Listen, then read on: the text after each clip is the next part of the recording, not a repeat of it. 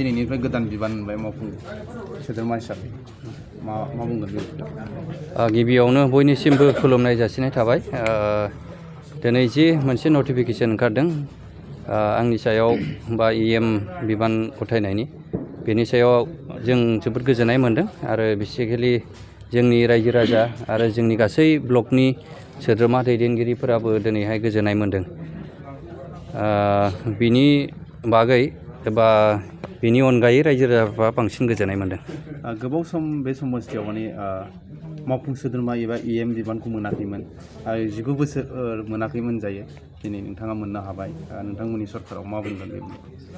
बियो जोबोद गोजोनथाव खौरां जे आवगायाव 19 इयार्स जाबाय BTC आरो BTR खौ लानानै सालायनाया जोंनि बड'लेण्ड ओनसोलाव गभर्नमेन्ट सालायनाया, खिन्थु दिनैसिम जोंनि बे 13 नम्बर चिराङाव EM नि जेबो सिमांबो नुफेरनाय जायाखैमोन। ओरैनो BPF नि आमोलाव 15 बोसोरा थांबाय, खिन्थु दिनै नैबे जेनाखि जोंनि ब्लकनि आसा आरो रायजो राजानि आसा बेखौ दिनै मानगोनां जोंनि BTR नि CM प्रमद बर' सारा दिनैहाय खोनासंबाय आरो बिथांनिसिम जोङो आरो आंनि बेक्तिगत जानानै आरो ब्लकनि आरो रायजो राजानि जानानै रोजा रोजा साबायखर जासिहरनाय थाबाय। जिहेतु नोंथाङा गोदानै बिबान मोनबाय आरो बे समस्थिनि रायजो राजानि जेंनानि खामानि मावनांगौ नोंथांनि दायथ'आ बांसिन जाबाय। माबायदि खामानि मावगोन? निस्सय बे जेंनायाथ' थाखागोन, बेनि सायाव आंबो रुजुनो थाखाय थियारि।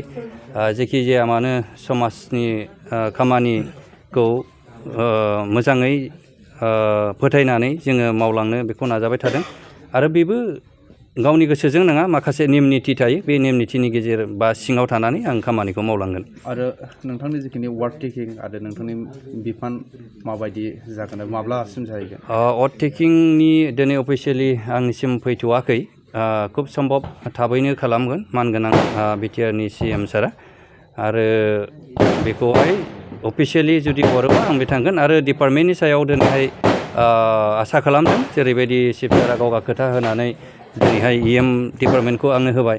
निस्सय जेरैबायदि गावगा आंनि सिगाङाव मोजां डिपार्टमेन्टखौ बुंदों होगोन, बेखौ खोथाखौ लाखिगोन आरो रायजो राजानि जेनोखि आखा बेखौहाय सुफुंगोन होननानै आं फोथायनाय दं आरो गोथौ फोथायनाय दं। गोबाव समनि उनाव नोंथांमोननि बियामाव मावफुं सोद्रोमा मोननो हाबाय, माबायदि आसा मोनो जिहेतु नोंथांमोननि जौगानायनि थाखाय बियाम? गिबियावनो आङो मिडियानि गासैखौबो आङो साबायखर बावबाय। दिनै जे बेखौ आं बुंनो मोन्दों, बे खाबुखौ मोन्दों, बिनि थाखाय आं साबायखर होग्रोनाय जादों। बे जाहैबाय जोंनि गोबां समनि उखैनाय। बे उखैनाया बेनो, जोङो खामानिखौ रायजो राजानि थोजासे बा सेटिसफाइड जाजासे जोङो खामानिखौ मावफुंनानै होनो हायाखैमोन, जेरावनाखि जोङो मावरिया बायदि जाना थादों। दिनै जोङो खम दिननि थाखाय जों EM खौ मोननो हाबायब्लाबो बेखिनिजों जोङो रायजो राजानि मोजां खामानि मावनानै होनो हागोन होननानै जोङो मिजिं थिदों। जिहेतु गोबाव समनि उनाव दिनै मोनसे रंजानाय नुनो मोनदों, माबायदि? बेखौथ' बुंनो हाया, एखेबारे बे गोसोआवसो थाहैबाय। मा रोखोमनि जोंनि गोसोआ जे रंजाखांदों बेखौ एकमात्र इसोरासो मिथिगौ। बहुद रंजाखानाय, रायजो राजाफोर रंजाखांबाय, जोंनिया ब्लक आफादाबो रंजादों, प्राइमारि आफाद रंजादों, जों गासिबो रंजाखांजोबदों। खारन बियो जाहैबाय जोंनि गोबाव समनि उखैना थानाय लुबैनाय मावोन आरो बे। सोरनि आसिरबादाव जादों होनना सानो नोंथांमोना? बे सोरनि आसिरबादाव जादों होनना सानो? दिनै आसिरबादाथ' माने बयनिबो थाहैबाय, रायजो राजानि आसिरबाद थाबाय, लोगोसे इसोरनिबो सहाय थाहैबाय। बयनिबो नाजानायनि गेजेरजों जोङो दिनै सायखंखौ जोङो EM हिसाबै 13 नम्बर चिरां सदरखौ मोननो हाबाय।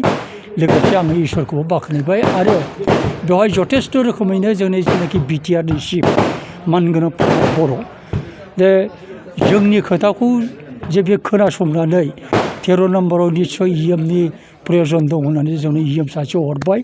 बिनि थाखायनो आङो ब्लक आफादनि जानानै जोंनि BTR नि चिफ मानगोनां प्रमद बर'खौ रोजा रोजा साबायखर हरनाय जाहैबाय।